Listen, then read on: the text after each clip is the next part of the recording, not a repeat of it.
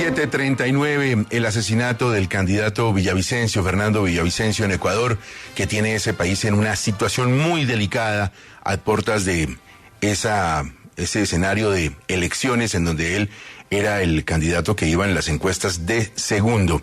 César Montúfar fue asambleísta del Ecuador, en su momento participó en varias de las investigaciones que también hizo Fernando Villavicencio y también fue candidato presidencial. Doctor Montúfar, qué bueno tenerlo en 6 AM. Buenos días para usted. Muy buenos días, Gustavo. Un saludo a todos quienes nos escuchan en Colombia y también en otras partes del continente. ¿Qué están hablando hoy en Ecuador? ¿Qué dicen, por ejemplo, del expresidente Correa? Bueno, yo creo que en realidad existen muchas dudas respecto a lo que sucedió ayer con Fernando Villavicencio. Villavicencio y otras personas hemos sido durante los últimos años denunciantes de la red de corrupción institucionalizada, del esquema de delincuencia organizada que funcionó durante el gobierno de Correa. Desde el Estado, desde el propio Ejecutivo, se constituyó un sistema para extraer ilegalmente recursos públicos a través de la realización de muchísimas obras.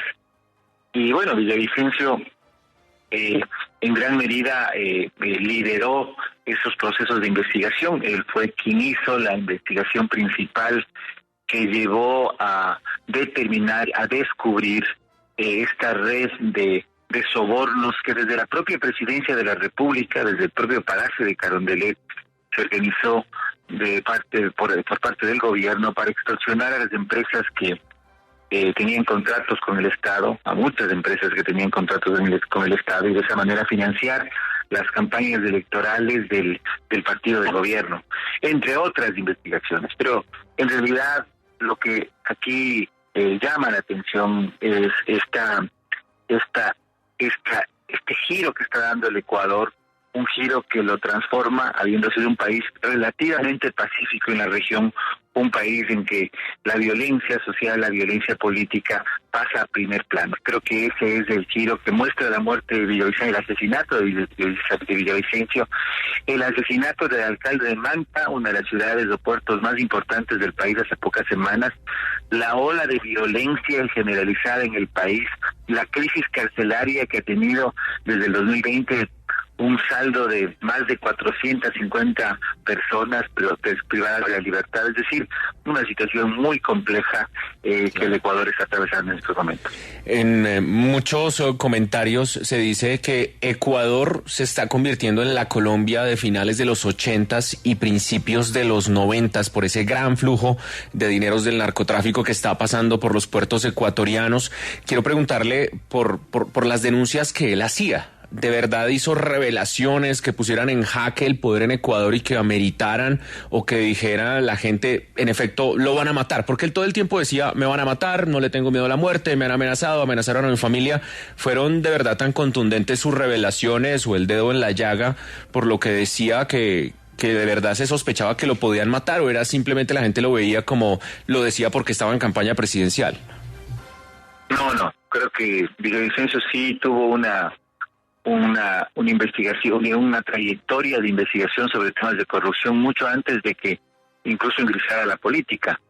Él, digamos que trabajó dentro de una línea de periodismo de investigación que hizo, yo diría, claves e importantes revelaciones de investigaciones en materia, por ejemplo, de la corrupción petrolera, también en el ámbito de lo que fue, digamos, ese gran atraco en el tema de los hospitales durante la pandemia, y como le comentaba hace un momento, quizá su investigación más importante fue la de la llamada Arroz Verde, que fue esta red de financiamiento de las campañas electorales del Movimiento Alianza País, del movimiento del expresidente Correa, a través de una oficina que se organizó desde la propia presidencia, en la propia presidencia. Luego de eso, el movimiento del que fuimos parte, Concertación, él ingresó a la política siendo elegido asambleísta, y desde allí, desde la Comisión de Fiscalización, realizó igualmente varias denuncias. Es decir, no es que su gestión y su papel de denuncia sobre hechos de corrupción haya sido alrededor, digamos, durante el tiempo en que fue candidato. Quizá lo que sí es distinto fue que desde la Asamblea Nacional, y debido también a la crisis que el Ecuador ha venido, comienza ya a sufrir, en el que el crimen organizado, las organizaciones transnacionales vinculadas al narcotráfico han tenido una presencia mucho más importante, sobre todo en la crisis carcelaria. El perfil de Villavicencio también giró, podemos decir, también a las denuncias sobre temas de narcotráfico, pero digamos su trayectoria ha sido mucho más allá de la actual candidatura presidencial. Doctor Montúfar, ¿y esas denuncias que él hizo en algún momento llegaron a algún puerto o algún mandatario sancionado por eso que él denunció? Claro que sí, por supuesto, lo que le mencionaba, esta gran denuncia que fue la de Arroz Verde, se denominó así, que fue el descubrimiento de que en el Palacio de Carondelet, es decir, en el Palacio Presidencial, por orden de Rafael Correa, se estableció una oficina que se encargaba de extorsionar a las grandes empresas con las que el gobierno tenía contratos para desde allí financiar las campañas electorales de Alianza País del partido de gobierno. Esta es una denuncia que digamos se cristalizó en el año 2020, precisamente en el año de la pandemia, que llevó al procesamiento de los más altos funcionarios del gobierno de Correa, incluido el propio Rafael Correa, y después a la sentencia. Precisamente Correa es prófugo de la justicia, en este momento no puede regresar al país porque tiene una sentencia de 8 años de cárcel debido a este tema. Entonces, por supuesto que ha habido esa y algunas otras denuncias de Villavicencio que llegaron a ser judicializadas y sancionadas y sentenciadas en